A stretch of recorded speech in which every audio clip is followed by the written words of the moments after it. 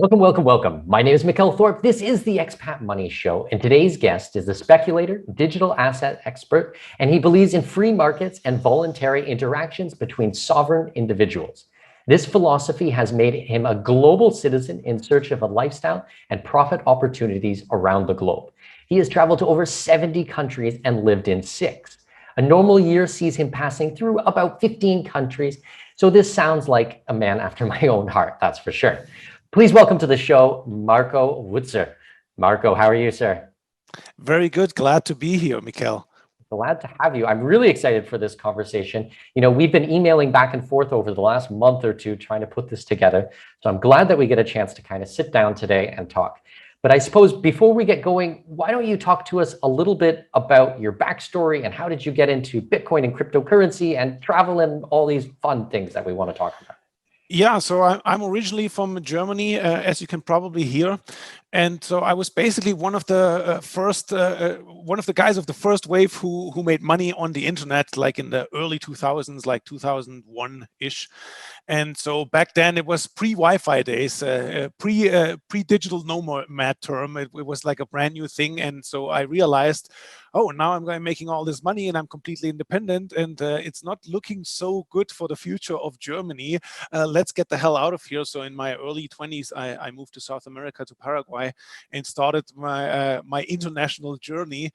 And yeah, so I've been involved in online marketing, different things like that. And of course, always interested in investments too. I've been investing for more than 20 years as well. So then as an anarcho-capitalist, when the Bitcoin white paper came out, I was, of course, one of the first to hear about it and to read it. And I thought, oh, great. I mean, this is awesome. But just like many things before, I was involved in a digital monetary trust that was in the 90s even, and even before that with eGold. I was always interested in that space, but there were lots of ideas flowing around, right? And at this time it was just an idea. So I'm like, okay, cool. I got to keep an eye on this. And then a few months later, I remember like, oh, what about this Bitcoin thing? I see, oh shit, it went to $1. I missed everything. It went from nothing to $1. So needless to say, at this point, like a little shortly later, around 2010, I got involved. So I've been early in Bitcoin and in cryptos. And then over the years, cryptos has more and more become my full-time gig. And nowadays it's pretty much all I do. Amazing. That's, yeah, pretty wild. You know, you missed the boat when Bitcoin was $1. Imagine thinking that today. I mean, people thinking that they've missed the boat. Let's start there, I suppose. I want to come back to the travel because I do love the travel. But walk me through what it was like in that day and age, being into Bitcoin and the people that you were meeting, and what was the mentality or the space like at that time? Yeah, I mean, obviously there were only really a handful of people that were involved in this. So it was either like programmers that were really on the tech side, or the rest of it was mostly like libertarian-minded, anarcho-capitalist kind of guys, which is my background. So with my group of friends, we were all about the freedom that it delivers. And while I was working in software before and I have a solid technical understanding, I'm not a programmer, so I'm not involved at that level. But basically, it was really exciting times. So at that time, I was living in Buenos Aires. And when I first came across Bitcoin, the reason why I didn't buy anything right away is because there were no exchanges. The only way you could buy it was mining it. And I was like, I'm not going to start that mining on my computer. And it's like killing my memory and my CPU and heating up my computer and all that stuff. So I'm like, no, I'm not going to do that. And that's why I then forgot about it for a while before I came back then later. And then there were exchanges. So then I was able to buy some. But then at that stage was when the transition from CPU mining to GPU mining was happening. So at that stage, I got involved in the mining too. And I had like about 4 or 5 kilowatts of GPU power running in a small apartment at that time. And that was A, very noisy, but B, it was generating so much heat that even in the winter, I had the windows open. And after a few weeks of this, I'm like, okay, this is no way to live. And then what also happened at this time is that Bitcoin crashed from $30 to $2. And at the same time, electricity was really cheap in Argentina at the time, but they doubled the price of electricity and removed some subsidies. So the crash and double electricity price, I said, okay, fuck this, I'm out of that. And I sold all of this equipment. So I was a little bit involved in the mining at that stage. stage, but then from then on out, I was just involved as an investor. But the mentality back then was like, okay, is the network still alive tomorrow? When I wake up tomorrow, does it still exist? Because you didn't know two things. You didn't know the cryptography. Does it really work? Like, is there some kind of bug? Does it get hacked? I mean, that was a really valid concern at that time. And then also the network was so small, like a malicious actor could take it over easily, right? Which today this is impossible, but back then it was also a very real concern. So when Bitcoin then actually went up from $2 to $30 is when I took a first wave of profits. Of course, in hindsight, a big mistake. But from that time, I mean, when you buy something at $2 and it goes up to 30 and it's still on shaky ground, of course you sell some, right? So in a sense, it was the right decision too, because it could have gone very differently as well. Well, and I think that a lot of people seem to think that if they had bought in when it was that price, and now it's going to be 1,000 times that, okay, but there's still the human aspect of that in that 10, 12-year period. I mean, people sell, you liquidate, things happen in your life. So a lot of people have to understand that we're still humans, and it's natural to be wanting to take a little bit off the table, and understand that changes happen from the personal side as well. Yeah, and nothing is guaranteed. There's very few people in the world that can hold an asset through orders of magnitude growth. That there are probably like less than 10 people in the world that got in at the very beginning and still hold most of their Bitcoin, right? Yeah, exactly. Well, so that's so funny though about the mining and what it does to your house. I've actually seen some of the mining rigs, and I can definitely attest to this, how noisy they are and how much heat that they put out. But it's also interesting from your side, because even if you didn't mine for years and years on end, at least you have a deep understanding of how it works, because you've actually had to set it up yourself and go through the whole process and then take the whole thing apart. I mean, I've seen it, but I wouldn't know how to set anything like that up. I mean, I just wouldn't have the foggiest clue. Yeah, I mean, if you have a basic technical competency, you can figure it out. It's not much different from running any other program in a computer and tweaking a few settings. But basically, these days are gone. I mean, now Bitcoin mining is an industrial operation on industrial scale, and I guess there are still a few hobby miners around, but they are few and far in between. And other networks too, like Ethereum, they're about to move to proof of stake. So the mining itself is becoming less and less of a thing. So, okay, so I don't want to talk too much today about any of the prices for the coins, because things change on such a fast rate. We say something today and tomorrow it's not true. But I do want to talk about kind of the mentality, the philosophy, the reasons why cryptocurrency and specifically Bitcoin are so prevalent. So, but I guess first, for my listeners who don't have a deep background on these things, let's work through some of the lexicon, some of the language that they should probably know and understand to kind of set them up for this conversation and some of the more advanced topics we'll get into. Sure. I mean, what you have to understand first and foremost is the core principle behind this technology and why it is such a game changer. Because what we're really seeing here is a paradigm shift of historic proportions, and that's something that very few people get to have the opportunity to participate in, and it's still such a huge opportunity, because what this technology does is it removes trust, it removes middlemen and third parties. So that's of course valuable for many things, not just for financial applications, but it also goes into like, for example, media with the whole censorship issue that we have these days. It goes into supply chains, and really almost anything that's digital can benefit from middlemen being removed. And specifically in financial markets is where we see the biggest product market fit.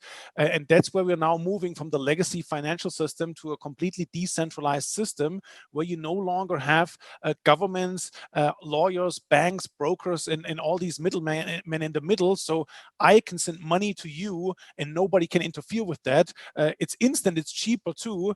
But first and foremost, we can be sovereign with our money, we can be 100% in control, and not even at the central bank level where they manipulate the currency and rob you indirectly, which most people are not even aware of. Not even this can happen anymore. And then, of course, all the craziness in the banking system these days with, oh, bring this paper and KYC and AML, and you can't wire money there, you can't buy this stock here. So all of this stuff goes away. And so it's really a quantum leap. And if you look at the world, maybe 1% of the world population, if even that, is using this today. So we still have literally 99% of the growth ahead of us. Mm-hmm. I've been in Bitcoin and these since 2017, so certainly not as long as you have. But literally every time I use it, like for day-to-day things or for helping clients or receiving funds, I always like take a second afterwards and sit back. I'm like, God, that's like so easy. It just works so well. I mean, if someone needs to send me money for an international wire transfer, most likely they can't even do it from their online banking. They actually have to go in person. They have to stand in line. Then they have to fill out all these forms. They have to give reasons why. Why are you sending this to another country? Who is it there? It takes 3 days. The transaction fees are huge. And then there's a terrible spread if it's going from one currency to another currency. I mean, it's just brutal. And then I work with Bitcoin or the other ones, and it's like a minute, 30 seconds. I don't know, like it's just so fast and it's there and you know what your fees are going to be. And it just works so clean and smooth. So just from a practical aspect, like from my side, it's just a complete game changer when I'm doing business internationally. Yes, you're right. And what you described with international wire transfers, their cryptos are already very, very competitive. But if I compare it to the early internet days, we are still in the dial-up stage. It's still slow, it's still inefficient, because today I cannot buy a coffee with cryptocurrencies because the fees are too high, and the finality of the transactions until it's confirmed, it's still too slow. Although this is changing and the technology is maturing, and there are new blockchains now that offer that. But just like the internet is now 40, 50 years old and really has seen explosive growth only for maybe the last 20 years. The same with blockchain technology and cryptocurrencies. We're now like 12 years in, and we're already seeing now, I mean, everything is accelerating, so I don't think it will take 40, 50 years, but we're seeing now this growth happening. So if you look at the S-curve of technology adoption, we're very close to that point where we're hitting now exponential growth, where the product market fit is right for mass adoption. And so this is coming at an accelerated level, but it's still very, very early. And so it's still going to get easier to use. It's still going to get better. And the use cases always, there's always new ones, right? With new apps and new protocols being developed. So there's massive, massive growth still ahead of us, because realistically, to change the whole financial system, how it works, is not a process that takes a few years. It takes a few decades, right? Yeah. Well, I think that if everybody in the world did want to change the financial system, we could do it in a massive, in a very short amount of time. However, there's massive amounts of people who do not want to change the financial system, who are incentivized to keep it exactly the way it is. So it's not is the ability out there to change it quickly. Is the motivation there to change it quickly. You have a group of libertarian and anarcho-capitalist type of people who are pushing for these types of things and sound money and everything that comes along with this. But there's not even an equal amount. There's 10 times, 100 times as many people who don't want to see changes to the system. Yes, but if you look at the average person, you don't need to be very freedom-minded to want this, because the average person benefits from this as well. And if you explain it to the average person, what are the benefits, they will get it and want it too. It just has to be easy enough to use so the average person can use it. It's just like with email. Nobody knows how SMTP protocol or IMAP protocol works. People just Correct. log into Gmail or whatever and use it, right? And with crypto, we have to get to this stage too. And then the other factors, of course, age. If I have somebody who's 60, 70 years old or even older, they didn't grow up with computers. For them, it's much more challenging. But if I look to people I know that are a generation below me, for them to go back to an old system that is not crypto is like laughable, right? And they put all their savings, their like little pocket money, they put it all in crypto, and they get it. So it's also a generational shift that has to happen there. Well, I think I agree with you, but I will also add to that it's a little bit challenging because of the education systems that we have. So much of the education is still state-run, so it's an indoctrination into believing the state. I mean, I dropped out of school when I was 12 years old. I don't have that same type of mentality. And I do a ton of work with people now on homeschooling and unschooling and alternatives that are out there. But it's going to be a really uphill battle when people are in school for 15, 20 years and they're taught to trust their government and in one thing. Now, saying all of that, all the changes that have happened with COVID has really shown how untrustworthy the state is, and that you can't just believe everything that is spoon-fed to you.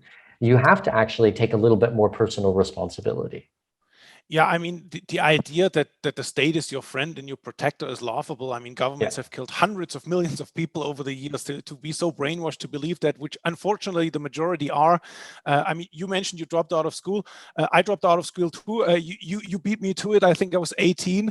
So even at that time, you know, when it was still relatively decent in Germany, I found it horrendous because it's a state-run schooling system in Germany, and I found it unbearable, and I had to take care of my own education. But now my two sisters, they are both teachers, and if I hear what they tell me about how schooling works now, it's literally the deliberate dumbing down of the people, and you can't even call it education anymore. I mean, to begin with, schooling and education are two different things, right? But it's just so bad that if I look at Europe in general, I see nothing but bad things in the future. Yeah, I agree 100%. So let's circle back. What are some of the words or the phrases or the things that people need to understand who are going to get into Bitcoin and cryptocurrency? I'm just going to keep saying Bitcoin because I know that there's so many terrible ones out there, and I never want to. I know there's some other good ones, but at least if I'm promoting Bitcoin, I feel very, very safe and secure about this. Sure. I mean, there's a few terms that come up frequently that you hear a lot. I mean, we talked a little bit about mining. So this is how the network is secured. Then, of course, you need a wallet to manage your cryptos. And there's two concepts with the wallets or three rather, that you really have to understand. And one is a big hang up for people because they think their cryptos are in their wallet, which is actually not true, because the network is basically a database that is spread out over thousands of computers all over the world. And in this globally distributed database is where you move money from A to B. So with your wallet, you just send the instructions. So in your wallet, you have two things. You have an address, and this is the equivalent of your bank account number, and you have a private key, and this is the equivalent of your password. So when you give somebody your address, they don't send money to your wallet, they just send it to this address in the database. And with your private key, with your password, you control these assets and can move them on and change them and so on and so forth. So wallets, address, private key is one thing. Then you might hear the word node a lot. A node is simply one of the computers that runs the blockchain software that is part of the network. And so is that the miners, or how does the node work? Well, miners are also nodes in the network, but a node is simply, I mean, there's two types of nodes. There's like a full node, and that simply means I have a complete copy of the blockchain database on my own machine. So I can, from the Genesis block, from day number one, reconstruct the entire history, all transactions. So this would be the safest way to operate, but it's not very practical because it needs a lot of storage. It takes a long time to download and so on and so forth. So the more user-friendly wallets are called light nodes, and this is also a computer that interacts with the network, but it connects to another node in the network that has a full copy where the wallet says, okay, I trust this node and I get my data from there, and then I verify the transactions indirectly. It's still very secure, but obviously not as secure as a full node. So there's a slight difference here, but for the end user, it's not really something that you need to really worry about. Okay, interesting. So that's two. Now you said, what was the third thing that people should really understand? Well, I was talking about the private key, the public address, and the concept of the funds not being in the wallet, but actually stored in the blockchain. Okay, that makes sense. So nodes, wallets, addresses, private keys. The phrase that you always hear is not your keys, not your crypto, or That's a very good point, yeah. Because a lot of people, they are just lazy, right? So they open an exchange account. Let's say a popular one is Binance. So they open a Binance account, they buy a bunch of cryptos, and then they just let it all sit there. Mhm. And this is very problematic because now you have nothing more than a bank account. And these exchanges are just as bad as banks. I have right now about $50,000 stuck in an exchange. They simply don't return the money, and there's almost nothing you can do about it.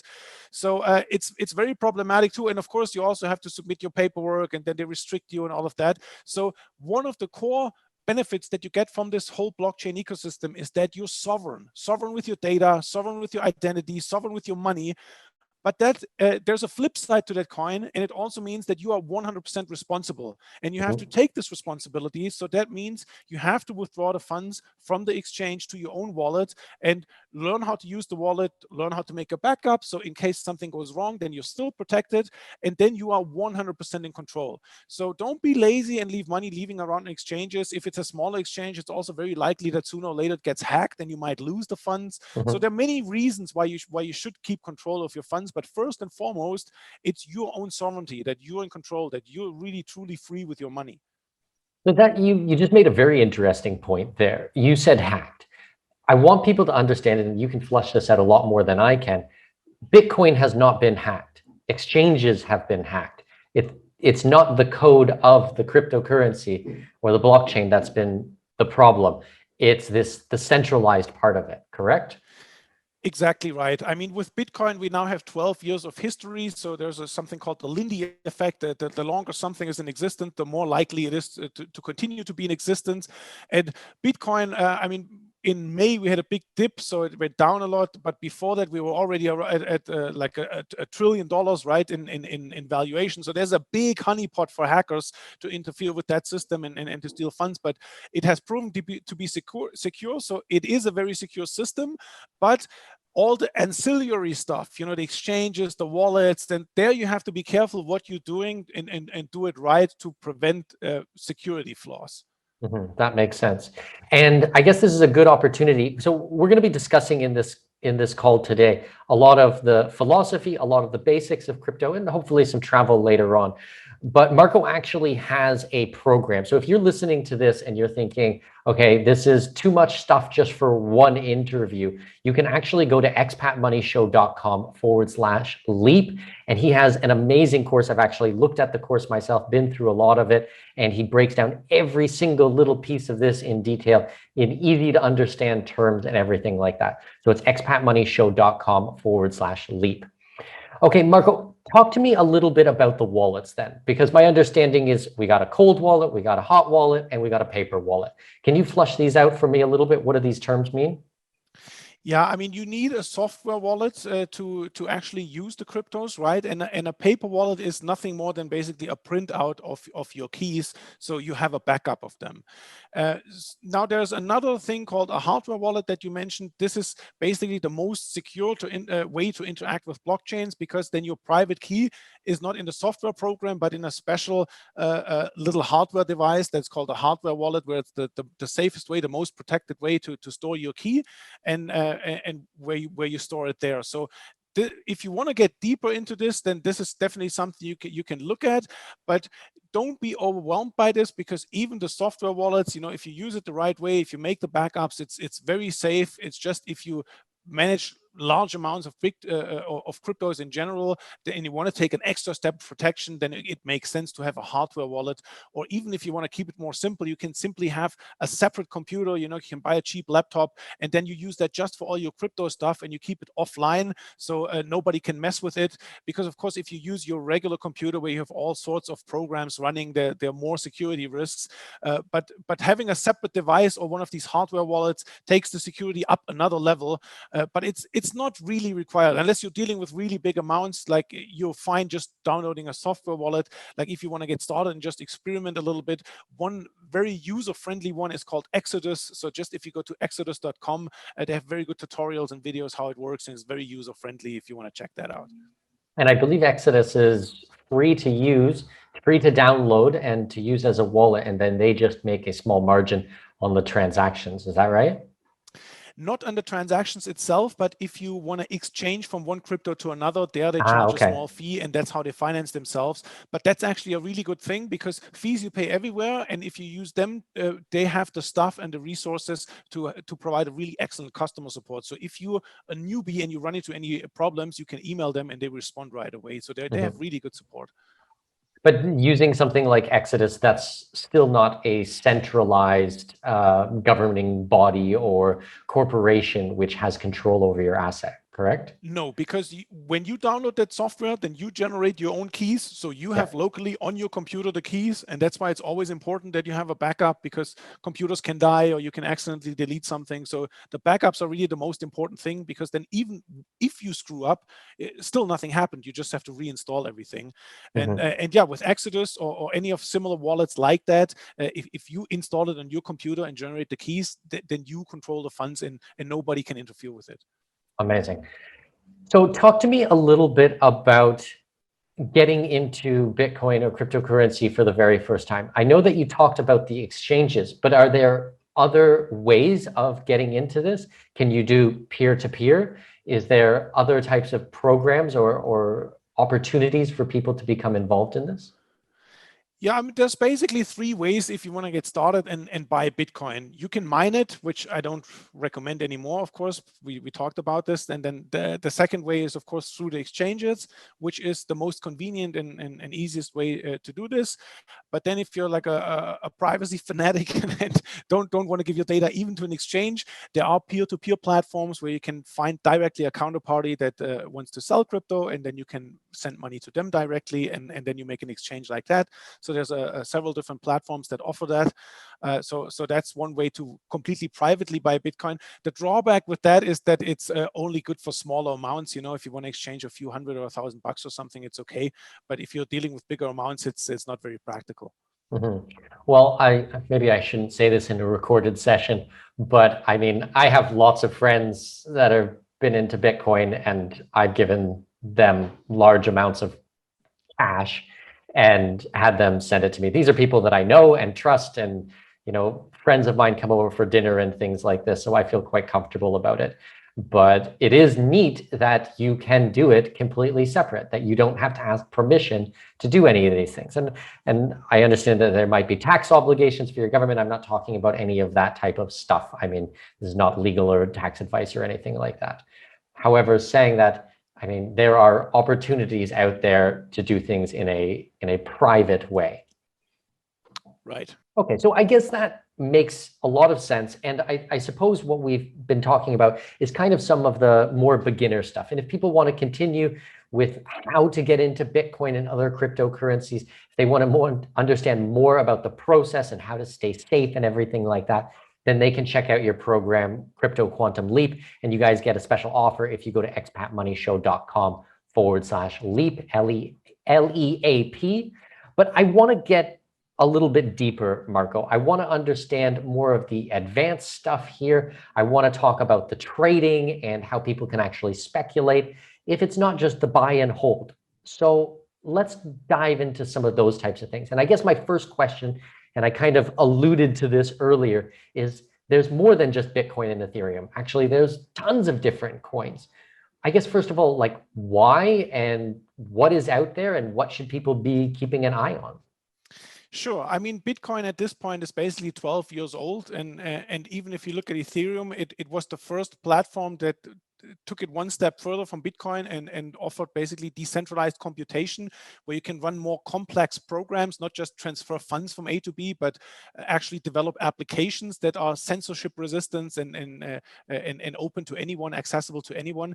So that then started a whole wave of new blockchains and new protocols. And so I mentioned earlier, like, the financial use cases is just one area, but even within the financial use cases, there are specialized protocols just for lending, for insurance, for derivatives. Basically, the way you have to think about it is all the different building blocks that make up our financial system, there is now a specialized protocol for that offers you that same thing as a decentralized distributed service that is censorship resistant and peer-to-peer direct, just like you have for money transfers with Bitcoin. So, and that then still is just a financial system. I mentioned earlier briefly, the whole underlying structure of the internet is really changing. All these protocols we're using, they're all slowly transitioning to decentralized platforms. So no matter if that's video streaming, if that's file storage, if that's computation, if that's networking, there are all these protocols where we have new opportunities now. And then on top of that, there's like a whole mushroom cloud of applications that offer just one thing and tap into these different protocols. So the bottom line is there are thousands of cryptocurrencies nowadays. And so this is basically where I specialize these days. I think a lot about, okay, where are the highest leverage points in this entire ecosystem? Where does the most value accrue? And in these areas, I analyze protocols and blockchains and do a deep dive on them and find the hidden gems. And then I build a portfolio of them. So I have a diversified basket of them. And then over time, as these projects grow and develop, this is where you have then the opportunity to make 100 times, 300 times, 500 times, or even more your money, basically where you have possibilities for profits unlike any other asset class out there. And this is really what I specialize on. Amazing. But I know that, okay, so when I came into cryptocurrency, we had this huge fad of ICOs. And I mean, I took a modest sum, turned it into mid six figures, and turned that mid six figures into, you know, four figures kind of thing. You know, like I saw it go all the way up and all the way back down. Do you see that there's still a lot of these same type of problems that people have heard of through these Ponzi schemes? Does this still exist?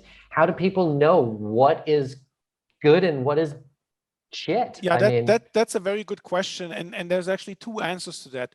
Number one, just like all financial markets, the crypto market is cyclical. And because it is a small new asset class, it's very volatile, much more volatile than, say, stocks or bonds or real estate or something like that.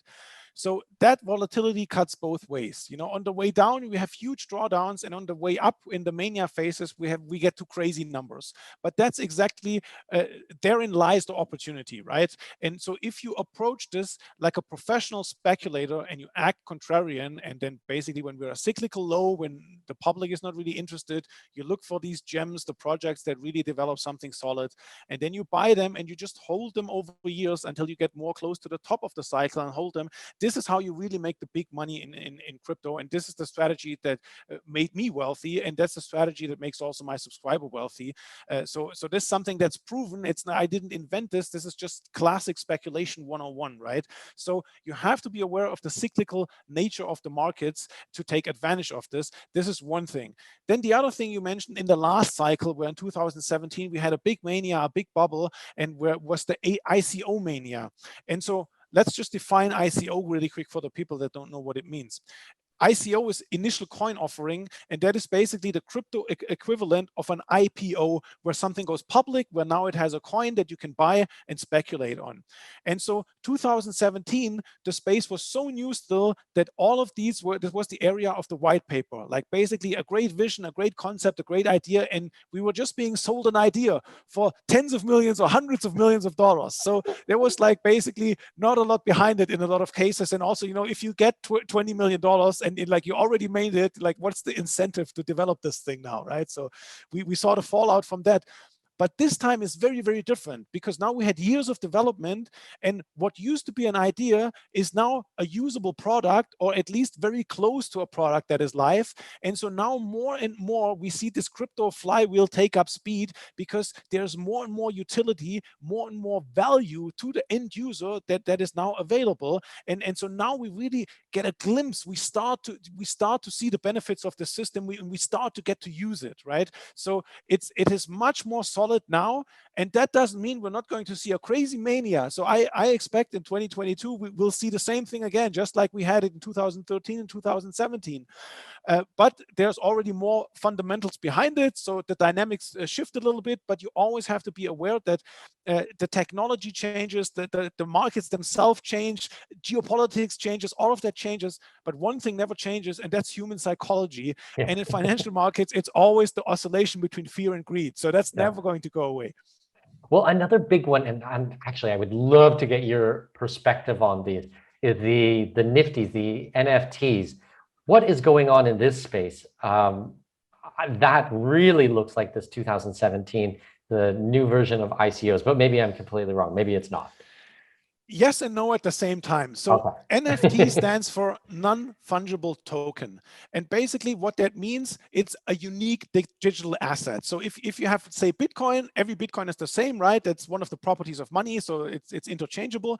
But NFTs are the opposite of that. So they can represent many different things. So what we've seen right now, the biggest space where it grows the most is in the creative space with digital art and with music. But it can also be an identity certificate, an access credential. It could represent in a supply chain. It could represent merchandise. So it can be many things. It's basically just all that it means. It's a unique digital thing. Like the real big invention of blockchain technology in general was digital scarcity. So that you cannot copy it infinitely like an MP3 file, right? That gave it the property of monies. But now you have this property coupled with making it unique. And that now opens a whole Pandora's box of additional use cases. And of course, just like with everything when it's new and exciting, we saw already like a little bubble in this. And that's, again, fear and greed, right? So the excitement. But the technology is a fundamentally strong and solid thing that just needs years of development for it to permeate throughout the economy and throughout our lives. But it's definitely a very real thing. Okay, that's really interesting because I did not know the answer to that myself. But I do look at some of the news and then seeing some of these artworks that are going for millions of dollars and it's a digital piece of art. I can grasp some pretty out there concepts, but this one was a bit beyond me, I suppose. Yeah, I mean, I agree with you in the sense when it comes to art. I mean, there's the argument that, okay, it's just paint and a canvas. And, you know, even if you have a Mona Lisa, like an expert can replicate that's for like $2,000 and you have the same painting, right? It's more the idea of the history behind it that makes it valuable. And the NFTs replicate that. Now, in the case of art, I still prefer a real painting, right? Yeah. But when it comes to music, it gets already a little bit more differentiated because it's also a tool for artists and creators, not just to directly monetize their work better, because I mean, musicians and artists in general have been ripped off by the industry, the music industry in particular, for decades, right? And now they have a direct means of interacting with their fan base. And now an NFT can also be, okay, you own this NFT, you get this special bonus, like an extra studio session with me, or you get a limited edition vinyl sent to you. There's all kinds of like merchandising and interaction and basically tools to interact with your fans and to deliver goodies to your fans that they happily buy from. There's the concept of happily buy from you. There's the concept of 1,000 fans, right? A 1,000 true fans. That's all you need as a creator to make a living out of it. And NFTs enable that. That's okay. So now the gears in my head are starting to work because I know as a content creator, I mean, this is literally what I do for a living. I don't have anything else. I mean, I work with individuals on coaching and consulting, and I create content and I write books and sell courses and stuff. I have seen my courses, my programs up on third-party websites for sale for, maybe I shouldn't say this. Don't go out there and look for this, guys. Don't screw me over here on this. But I mean, a course that I would normally sell for $500 for $50 or something like that. The person went and bought it, downloaded it, and put it on one of these pirate websites. I mean, that kind of sucks. Yeah, I mean, like there's no, I'm not being rewarded for that anymore. Piracy of intellectual copyright is of course a big thing, and it's not really something that solves it. But as we've also seen with the streaming, if you offer the right things for the right price, people are willing to pay $10 a month to get streaming access, and they don't download the MP3s anymore like in the past. Yeah. So what you have now as a creator, and this is something very interesting, because you have now, let's say, you sell a music album as an NFT and it's a limited edition. So there you create extra value right there. But here's the thing that makes it really interesting. Baked into this NFT is the capability for royalties for the artist for resales. So now you sell something, and then if I buy this limited edition record of one of 1,000, and then it goes up in value 10 times, and maybe I said, okay, I want to sell this now, I can resell this. And so now I make the profit, and the creator makes his commission on that back end sale again. And if it sells again, then again and again. So this is extremely powerful for creators. And I mean, the creator economy is so big. I mean, I'm just talking about music, but it goes into so many directions, right? So this is truly a tool of enabling the artist to directly monetize and interact with his community, and to make a much easier living than in any of the traditional systems. So that's wild, because if you think about, I mean, let's try to come up with an example from the past. Say there was a vinyl record that was produced in 1950 and there was a limited edition. You buy that and you sell it 50 years later and you made a profit on that. That family or that generation or whoever actually created the music in the first place, there's nothing would ever go back to them. But what you're saying is that in that same scenario, but starting from today and going 50 years in the future, there is a way that could be a legacy play for that creator and continue to increase in value for them. Absolutely. And it's built in and guaranteed. So if that thing resells, then the artist automatically gets that cut. And of course, the artist can decide what that cut is, or can even say, I don't want that at all. But the possibility is there. And as long as this NFT exists and trades on a secondary market, for each transaction, the artist gets paid their royalties. And is that transparent? Will people be able to see what percentage will go back and support the artist, or are these kind of hidden things where they won't know what's going on? No, absolutely. I mean, this is all transparent, and blockchains in general are very transparent because it's all a public database, right? Anybody can go to a block explorer and look what transactions happened. And in these NFT marketplaces, you see all the conditions. You see how many of these NFTs are out there. There are some that are one of one, right? They're unique, but there are also editions, one of 100, one of 1,000, whatever it is, and all the conditions, what the NFT represents, what royalties come in the back end, and so on and so forth. It's all on these platforms that trade these things. They describe all of that. But in the end, what commission is built in there for you as a seller or buyer even is not really relevant, because it's all part of the transaction. It happens in the background, and you have nothing to do with it. You just see the price that you pay, and you buy it, and all the accounting and the royalties and everything on the back end is handled automatically. Yeah, and it's a completely trustless system. You don't actually have to worry about is someone actually going to come forward and pay what they agreed on or anything like that. Like you said, it's all done automatically. So this is just one really great example of the completely new economic systems and use cases that are possible with blockchain technology. So even now, we're just really scratching the surface. If you think about all the areas in your life where in 10 years from now you will have blockchain technology, there are so many things that we don't even know yet what will be the killer applications of the future, or the really big use cases. It's just, and that's why I always come back to the term paradigm shift. It is a true paradigm shift that changes the whole underlying structure of everything, and therein lies this huge opportunity. Amazing. So we talked about the NFTs. What are some of the other things that are coming out, or maybe the ideas, the concepts which you think will become very prevalent in our future that people should start paying attention to? I mean, obviously many, but the area that I'm focused on the most right now is still the blockchains themselves, because there's still a lot of innovation happening just with the basic blockchain technology itself.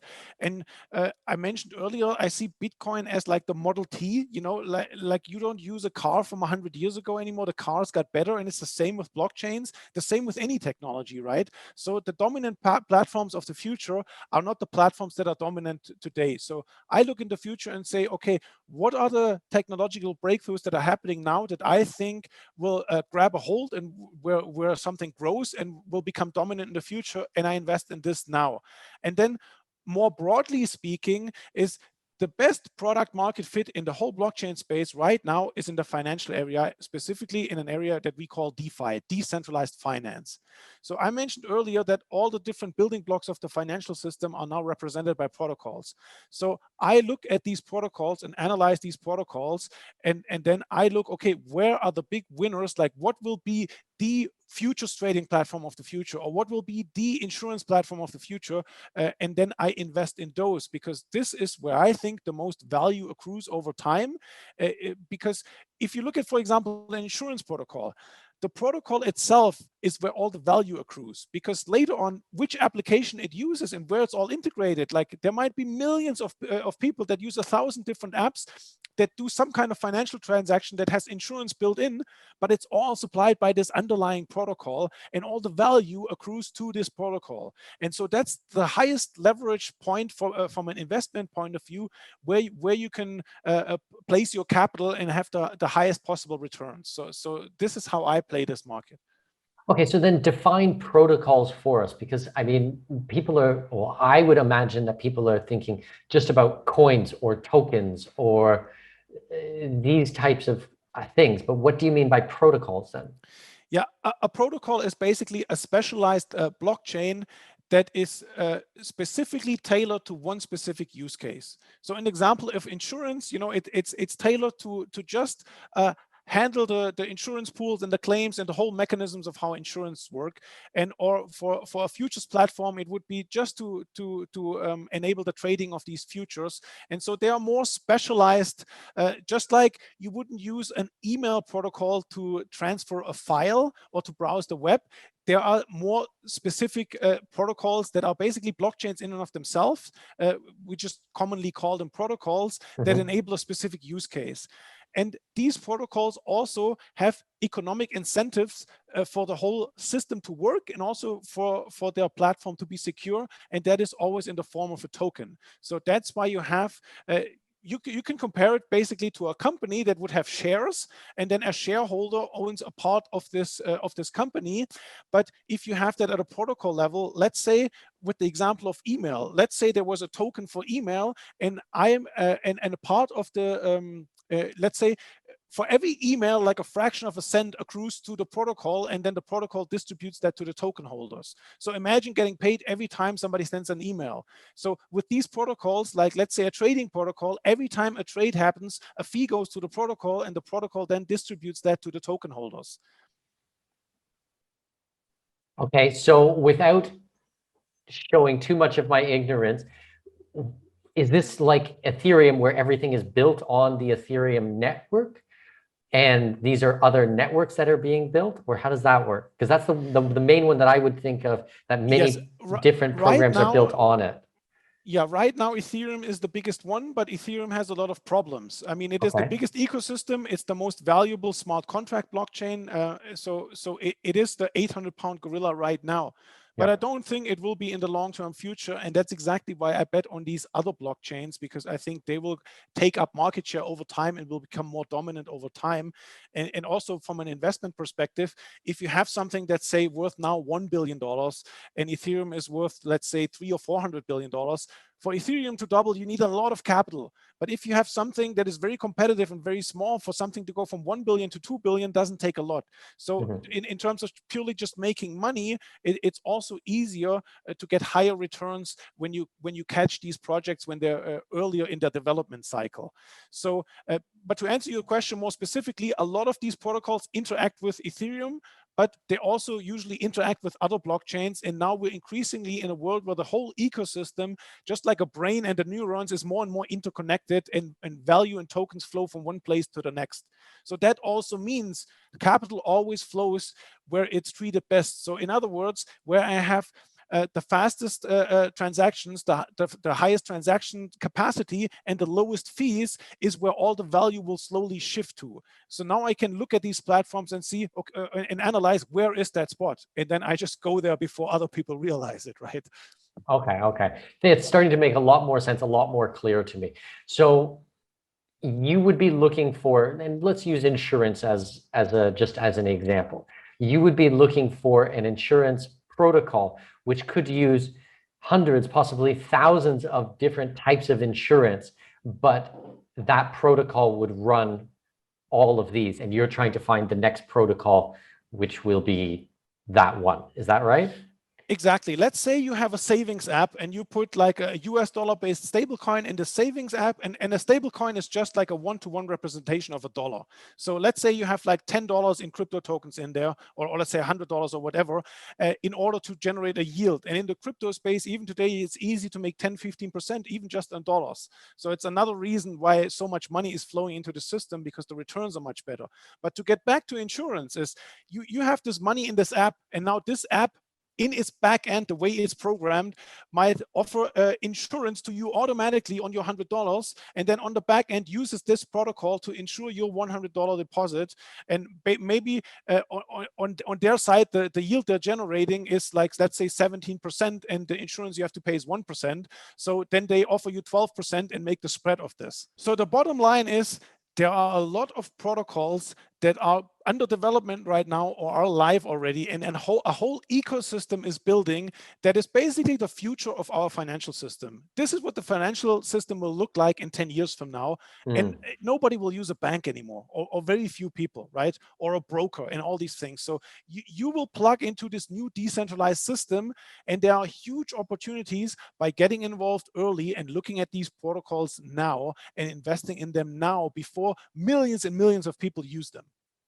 So what you're saying then is people have the opportunity to get involved now, same as you had the opportunity when you started buying Bitcoin at $1 or $3 and $30, and Exactly. you can see what the trajectory is. So now we're able to see literally right now what is going to be happening, the technology that will be laid out over the next 15 years, and then I guess how you can participate at this moment and be forward thinking.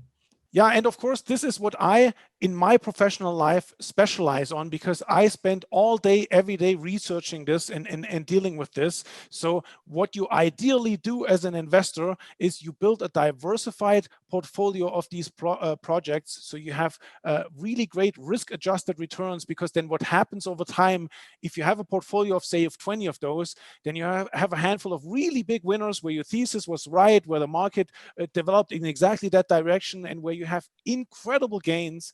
And then you have like a middle ground that basically moved with the market, did a few 100%, and you have a handful of losers. But just by having these handful of winners, you already multiplied your entire portfolio many times over. And that's really how you make the big gains in crypto. And that's what I present in my newsletter that's called Project Serenity, where I basically lay this out for you and tell you what I'm investing in, and describe these projects and maintain a model portfolio. So anybody who wants to speculate in this can follow along. Yeah, because I'm listening to this, and I mean, I've been in this for 4 or 5 years now, and I read an immense amount about this, especially like the new projects that are coming up. And my eyes are going a little bit crossed at this moment on all the possibilities and everything. And I don't have all day long to sit and research all these different types of protocols. So I guess, can you explain a little bit more about your newsletter? And I think we have an opportunity for some of our subscribers who want to take advantage of that. Yeah, if you want to check that out, you can go to expatmoneyshow.com/serenity. And like I mentioned, I have a model portfolio where I maintain positions in the protocols that protocols and blockchains that I think will be the big winners of the future. And we're already having some big winners and seeing some great success. And so basically what you get is that whenever I recommend something new, then I do a detailed write-up on why I think it's important and who's behind it and how does it work, all of that. And of course, with the existing portfolio, I regularly provide updates, what's happening with these projects. And then also within this portfolio is a lot of income opportunities where you can stake your tokens and make 10, 15% on these positions, on top of all the gains that you can make over time. So this is my newsletter that's called Project Serenity. And once again, at expatmoneyshow.com/serenity is where you can check that out. Amazing. Now, I've seen with a lot of investment newsletters, sometimes people only want to highlight their winners. Maybe they're not so transparent. But when I looked at yours, you guys, your work, you're actually very open and honest about the different projects and about what you're putting your own money in and where things are going. And you're not afraid to show the bad eggs. Because like you said, I mean, if your thesis doesn't come true, if it's not correct, I mean, hiding that is actually not a good thing. You need to understand why and what happened and how this all worked out. Can you talk to me about maybe some of the risks or some of the downsides or what people should understand before starting to speculate on these types of things? Yeah, that's a good question, because with investment comes risk, right? And nobody picks only winners, right? So of course I'm also wrong every once in a while, but that's why it's so important that you follow the right strategy and that you implement what I teach there also as closely as possible. Because if you follow the entire portfolio, then your risk goes down significantly. If you only like pick 2 or 3 projects that sound really good to you and say, oh, I just buy these 2, 3, they're going to make it. Yeah, maybe these are just the 3 that don't work out, right? And I like all the projects that I put in the portfolio, but not all of them are going to be winners. Some of them will be huge winners, and that's what's driving all the returns. But to minimize your risk, you need to even that out over about 20 positions. And then you're in a really good spot, because then you have a few winners, you have a few losers, but overall the results are excellent. And then from a risk adjusted return perspective, you're doing the right thing. Well, yeah, I think that's very normal psychology for people. They might look at a portfolio of 20 projects and then cherry pick the 2 or 3 that they think is really cool. But actually, the portfolio is not set up just for cherry picking a couple of different projects. It's a portfolio. That's the reason why. So someone might not understand why certain projects are in there. There's probably going to be a balance of things, of different types of ideas that would come together, and probably some hedging of your bets as well, I would imagine. Yeah, and not only do I talk about the different projects and how I invest my capital, but I also talk a lot about the fundamentals, about the strategy, about the right capital allocation, about the market cycles, about how to exit. Just as much as picking the right projects, the timing is very important, and how you actually trade out at the top of a market to have the highest possible average return. So, the timing is just as important as selecting the right projects. Just like you mentioned earlier, you made a lot of money 2017, but you held it all the way down, and this of course then brings you back to zero. Yeah, I probably should have followed your stuff back then. That would be I'm already do well for myself. I'd be doing even better if I had followed your advice. Anyways, that's interesting. And it's very common, because Yeah. that's why you want to have an expert that can guide you on how to do these things. Yeah, absolutely. Well, also to your point on following advice and listening to people, I've also seen what a lot of people will do is they'll get an idea in their head, they'll hear it on somewhere, and then they'll start Googling it, or they'll go to YouTube and they'll start trying to watch a video on it. But maybe the video was from 6 months ago, or the blog was from a year ago. So you miss that timing aspect. When you work with someone or follow the advice of one expert or one guru, I mean, you should be getting like up to the minute access. So if you send out an email, you're going to receive it. It's going to be a buy recommendation or a sell recommendation or a hold recommendation. That information is pertinent to that day. It's not a blog article that got indexed and it came up 6 months later and they say to buy. Well, maybe that recommendation is no longer there. Do you know what I mean? Yes, absolutely. I mean, of course, the timing is important, but then, of course, there's also a lot of so-called experts available on the internet, right, that give out the advice for free with very dubious track records and maybe not that deep of an understanding. So, yeah, pick very carefully who you choose and make sure you get the right access. I mean, if somebody gives out their stuff for free, then most likely, and in most cases, they got the tokens cheap, they're an advisor to the project, or they got into the private sale, and now they pump it on their YouTube channel or wherever to dump it on you, So it's not, in my opinion, a good strategy to follow these kinds of people. It's also, in a bull market, everybody thinks they're a genius trader, everybody thinks they're an expert because the market overall goes up and everybody looks great.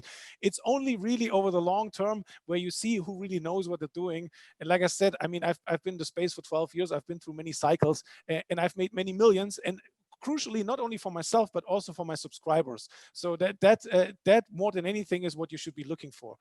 Yeah, absolutely. And I'll just put a little side note here. Back in 2017, I had several people on my podcast to talk about cryptocurrencies. And I regret having some of those people on because of the nightmare that happened at that time with these ICOs. I'm just being very transparent, very honest here. I have been very protective over my podcast and my newsletter and everything like this on who I invited on to speak about Bitcoin, cryptocurrency, all these new types of things that's come on. Marco has an amazing track record and has actually been recommended to me from other people that I really trust. He's a good friend with Doug Casey. I know Doug Casey. We know a lot of people in the space. He has a fantastic reputation, not just from the business side and from the investment side, but also from the personal side. So I did a lot of due diligence before accepting Marco to come on my show, which is a big endorsement from my side. Of course, everybody needs to do their own research. You need to do your own due diligence and everything like that. But just even having you on my show, Marco, was a big thing for me because of my experience in this space, you could say. Well, thank you very much for the kind words. Well, my pleasure, and I think you deserve it. And that's why I'm here to have you, share your knowledge with my listeners. But so let's go back for a second. You do have the course that we were talking about early. This is just for people who want to get into cryptocurrency and Bitcoin. They need to understand more about it, beginner level. But then you have the newsletter for Serenity, and that's at expatmoneyshow.com/Serenity. I know you're going to do some good things for my subscribers. But correct me if I'm wrong, but you actually have something else that's available, maybe for people who are a little bit more pressed on time, who have a little bit more wealth behind them. Can you talk a little bit about this for me? Yeah, sure. I mean, apart from the newsletter, I'm actually the co-founder and portfolio manager of one of the fastest growing crypto hedge funds in the world. So we're doing very well also with the fund. And that is, of course, the right thing. If you have money and say, okay, I don't want to mess with all the wallets and exchanges, and I don't want to invest the time to follow all of this. I want somebody who professionally manages that for me. Then our hedge fund is the right thing for you. And if this is something that sounds interesting for you, then you can write us at investment@secondrenaissance.com, and we can give you more details on that and give you a full presentation on how the fund works. So if you're on the wealthier side and just want to put your capital to work, then this is like a tailor-made offering for you. And so does it follow the same type of concepts that we've been talking about today and some of the things that you talk about, but more of a hands-off and done for you, or what's the kind of the difference? Absolutely. Everything I do follows the same strategy in my personal private portfolio, in the newsletter, and in the fund. Everything is a little bit different because of the way things work. Like, for example, the fund deals with like many millions. So I cannot buy like a really tiny, thinly traded project, which maybe I can in the newsletter. And so there are certain things that I can do in the fund that I can't do in the newsletter. So there are differences. And but overall, there's also quite an overlap because the strategy is the same. But yeah, every part of this is an offering that is tailored for a different group of people and follows the same strategy but executed in a slightly different way. Well, I think that's really important because, as you mentioned earlier, with all these supposed gurus that are out there, you need to look at what are the incentives. Are they saying one thing and doing something else? Are they rewarded to pump and dump one project or another? I mean, you actually put your own hard-earned money into these types of philosophies, and you test things. And yes, you're not 100% right. No one is 100% right. No one is God. I mean, it's just... Yeah, the bottom line is the end result, and this Exactly. is all that counts, right? So the other thing is with funds too, a lot of funds are really expensive, and fund managers, they just want to get their 2% on the assets under management and want to get fat of that, and they just want to increase the assets under management and really don't care what happens with it.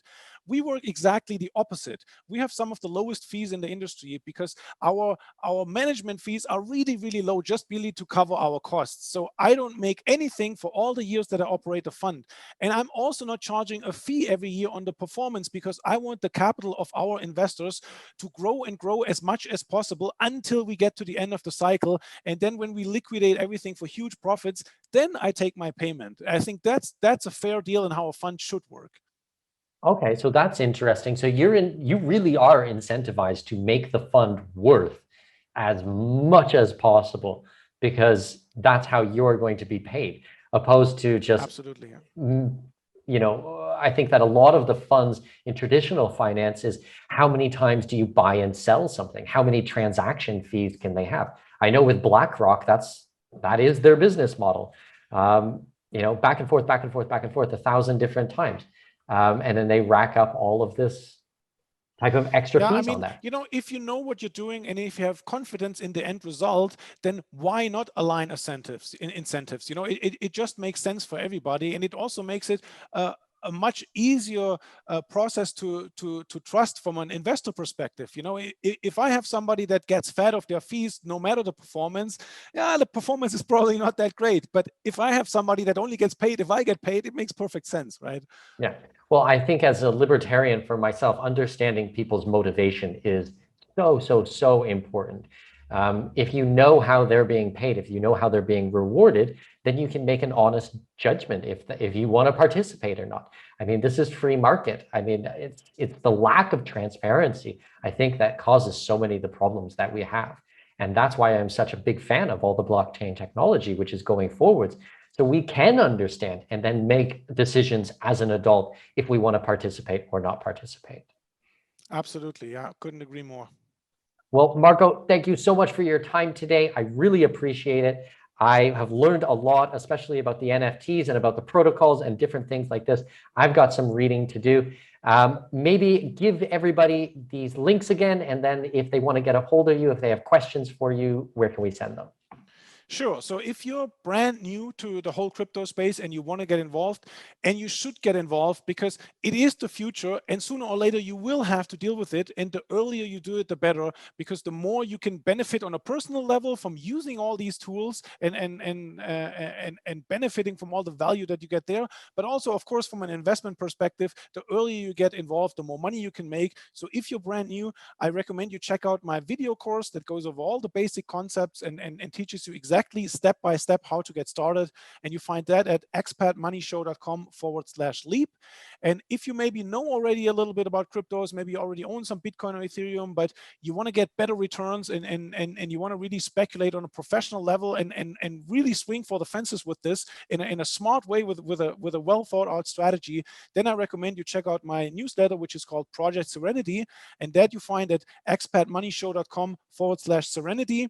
And then lastly, if you have a certain level of wealth and you want somebody to execute this for you with like a white glove service done for you completely, then I invite you to contact us at investment@secondrenaissance.com, and then we'll give you more details from there.